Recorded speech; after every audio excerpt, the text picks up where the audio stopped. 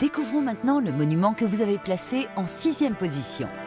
Imposant, raffiné, comme posé sur un plateau qui surplombe la Loire, c'est le château d'Amboise.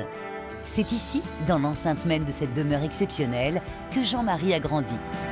Alors là, c'est la fenêtre de la salle de séjour, ça c'est la fenêtre de la cuisine. Et les deux chambres en haut, la chambre de gauche étant celle où je dormais avec mon frère et une de mes sœurs, si mes souvenirs sont exacts. Son père était le guide du château. De 4 à 16 ans, Jean-Marie a pour terrain de jeu les magnifiques jardins d'Amboise. Une cour de récréation royale pour une enfance de petit prince. Plus tard, on se rend compte de la chance qu'on avait parce qu'on se rend compte de la beauté du monument. On se rend compte aussi sur le plan historique de tout ce que ça représente. C'est vrai que sur le plan historique, le château d'Amboise a de quoi pavoiser. À l'origine, une puissante forteresse médiévale qui, à la Renaissance, devient une résidence royale. Et pas n'importe laquelle. À cette époque-là, Amboise, c'est tout simplement l'endroit où il faut être vu.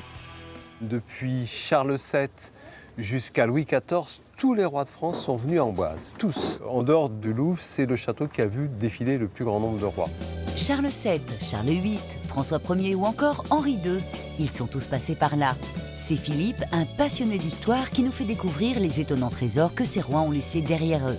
Les traces les plus anciennes, c'est le mobilier, mais c'est tellement rare que bien des gens disent que le mobilier royal n'existe pas. Certains meubles datent du XVe siècle, de quoi se plonger complètement dans la vie quotidienne des rois. Là, c'est un coffre royal. T'imagines, Charles VIII, Anne de Bretagne se servent dans ce coffre-là, on imagine. Philippe a un don pour imaginer et se transposer à cette époque-là. Et quand il se prête à ce petit jeu, il le fait avec beaucoup d'enthousiasme. Ça devait être assez extraordinaire quand on était villageois, amboisien, de voir les nobles, les rois, les reines, les gardes se balader là. Enfin là, c'est vraiment un privilège d'être ici. Mais cet engouement pour Amboise ne va pas durer éternellement. Au XVIe siècle, les séjours royaux se font de plus en plus rares, au point de devenir quasi inexistants. Le château est en quelque sorte recyclé et devient une prison, comme en témoigne une multitude d'inscriptions sur les murs. Il y a des graffitis en allemand, en anglais, en flamand, en italien, en espagnol. Et ça correspond souvent à des prisonniers qui ont été gardés dans le château. Jusqu'à la fin du 19e, c'est en partie ici, dans cette impressionnante tour des Minimes, que la majeure partie des prisonniers sont retenus. Pendant un siècle et demi, il y a des gens prisonniers ici. T'as vu Jean-Marie? Ouais. Ce sont les prisonniers qui comptent les jours. Ces pensionnaires forcés ont laissé bien des traces.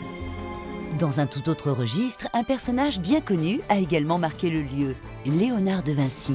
À partir du château d'Amboise, par la rue Victor Hugo, on atteint le château du Clos Lucé, qui est tout simplement le château de Léonard de Vinci, là où sont exposées quelques-unes de ses inventions et quelques-unes également de ses œuvres picturales.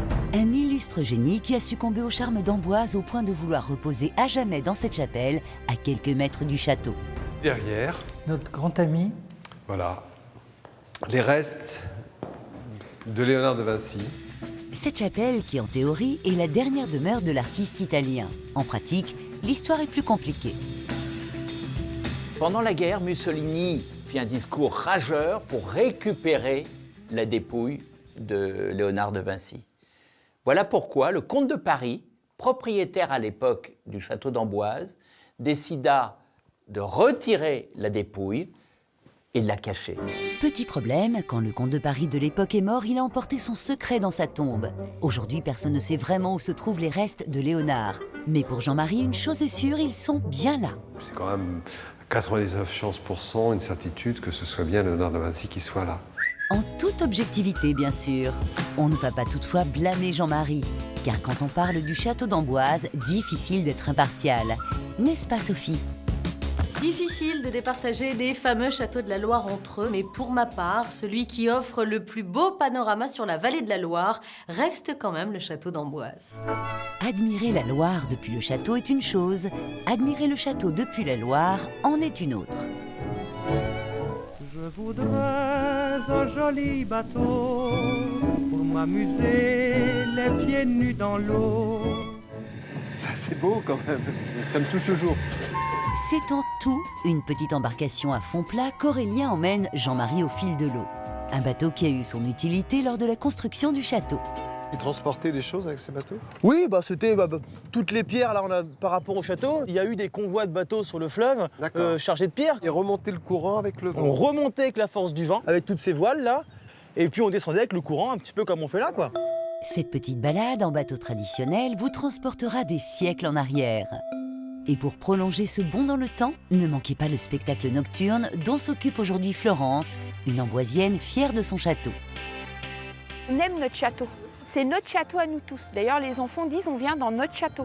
C'est le château quand même des Amboisiens, même s'ils n'en sont pas réellement propriétaires, comme chacun sait. Un spectacle rodé depuis 1976 où plus de 350 bénévoles passionnés vous donneront un aperçu de la vie à la cour. Une soirée royale en perspective.